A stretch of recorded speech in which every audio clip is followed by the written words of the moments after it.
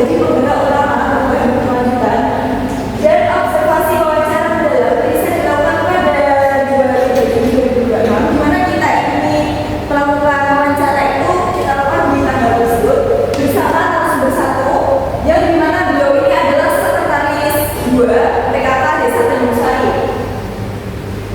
Beliau ini juga ngurusin PKK yang sudah aktif selama 14 tahun lamanya. Yang terakhir, di mana ada data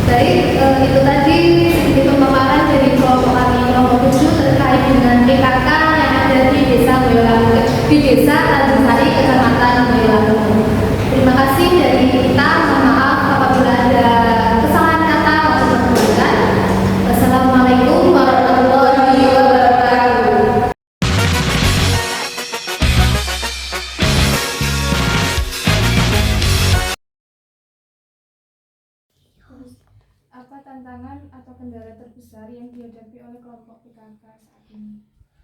Itu tadi Mbak, banyak yang terdaftar jadi anggota, cuma mereka itu memang keaktifannya itu kurang ya di PKK.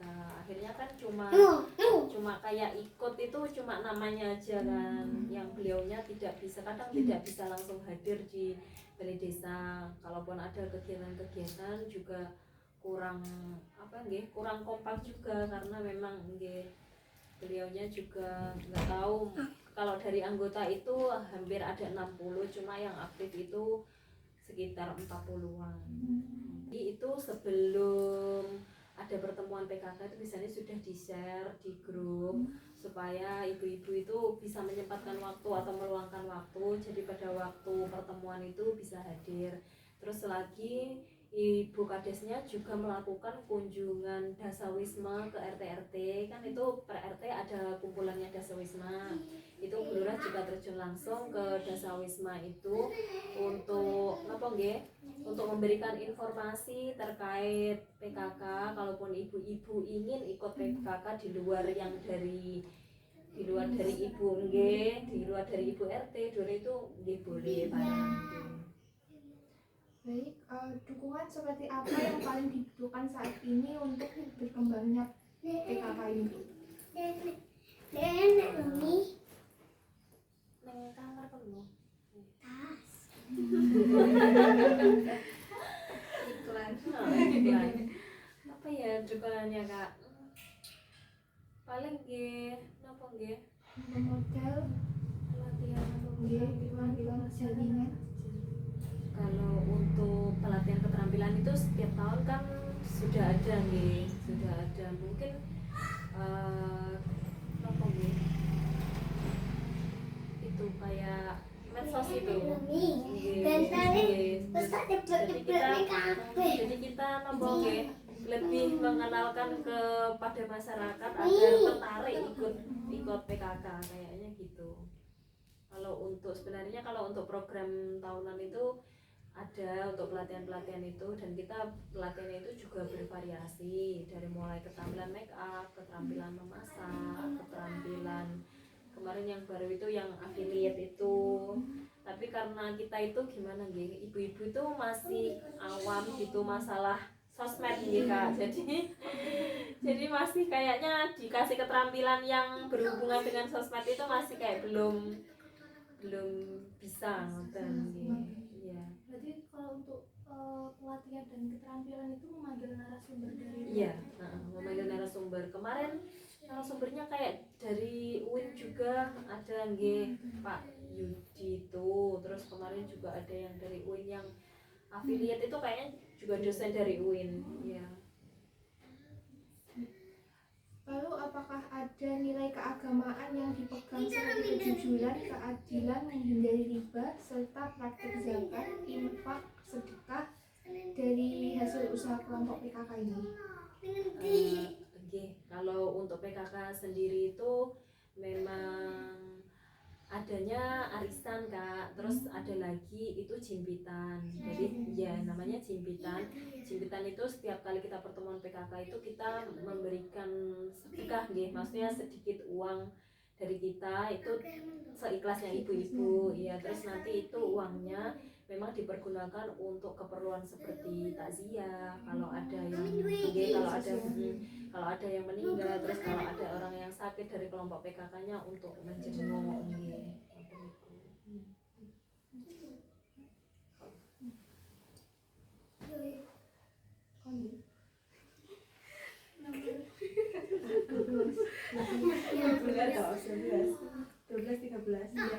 Oh ya. Ini untuk selanjutnya ya Ibu ya. Apakah ada hal penting lain terkait kegiatan PKK ini yang ingin Ibu sampaikan kepada kami khususnya untuk mahasiswa? Untuk mbak-mbak mahasiswa nanti kalau sudah terjun di dalam masyarakat itu nanti ikutlah PKK. Maksud saya seperti itu, memberikan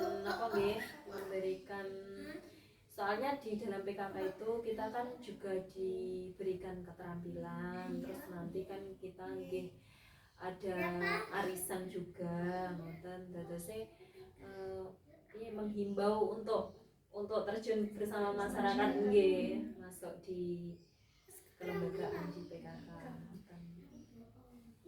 Untuk yang terakhir kali dari wawancara ini, apa pesannya untuk kami generasi muda agar nantinya itu bisa meneruskan PKK ini untuk kedepannya, atau kita sebagai mahasiswa juga bergabung di dalam keorganisasian ya ini, keorganisasian PKK ini. Ya, untuk kakak-kakak pumpung sekarang lagi lagi kuliah nggih. Terus besok ya pesan saya itu untuk kakak-kakak besok bisa masuk ke dalam organisasi PKK biar tahu nanti organisasinya seperti apa. Kan nanti di dalam PKK sendiri juga ada kepengurusannya guys, seperti ketua, sekretaris, dan bendahara. Nanti setiap pokja itu juga ada ketuanya. Untuk pokja 1 itu nanti biasanya mengurusi kegiatan yasinan, tahlilan, dan lain sebagainya. Jadi kakak-kakak juga harus belajar mengenai keagamaan, yasin, tahlil, dan lain sebagainya. Kalau untuk pokja 2 itu nanti terjunnya di bidang pendidikan. Saya rasa kakak sudah pinter ya kalau di bidang pendidikan. Oke, kalau pokja 3 itu nanti terjunnya di bidang kegiatan seperti penanaman toga, terus kegiatan keterampilan. Kalau untuk pokja 4 itu nanti terjunnya di bidang kesehatan seperti posyandu dan lain sebagainya nggih. Jadi saya memberikan motivasi untuk kakak-kakak supaya nanti setelah lulus bisa ikut di PKK di wilayah masing-masing. Kalau untuk pokja 3 itu kan terkait penanaman ibu. Iya, penanaman itu toga. maksudnya butuh kayak bibit-bibit tanaman. Iya, itu nanti dananya dari mana? Bibitnya itu nanti biasanya untuk ibu-ibu itu untuk penanaman bibitnya itu dari pribadi masing-masing. Terus kan kita itu anggota PKK itu menanam di rumah, yang misalnya yang punya aja, yang punya satu orang itu biasanya cuma 2 atau 3 tanaman. Terus nanti menanamnya kita itu pakai bibit kita sendiri, nanti diopeni di rumahnya sendiri. Nanti sewaktu-waktu ada kunjungan kerja dan lain sebagainya, nanti bibitnya bisa dibawa ke balai desa tanamannya. Soalnya kan kalau kita mau, sebenarnya tanaman toga itu kan harusnya beradanya di balai desa nggih, tapi karena kita itu kalau di balai desa itu merawatnya susah, kayak untuk nyiram setiap hari, untuk nyangi rumputnya itu kan susah, karena anggota PKK juga tidak setiap hari datang ke balai desa. Akhirnya dari ibu ketua PKK itu kita menggalakkan untuk penanaman toganya itu di rumah nggih. Jadi di rumah secara mandiri nanti itu ditanam, terus nanti sewaktu-waktu ada kunjungan kerja nanti bisa dibawa ke balai desa.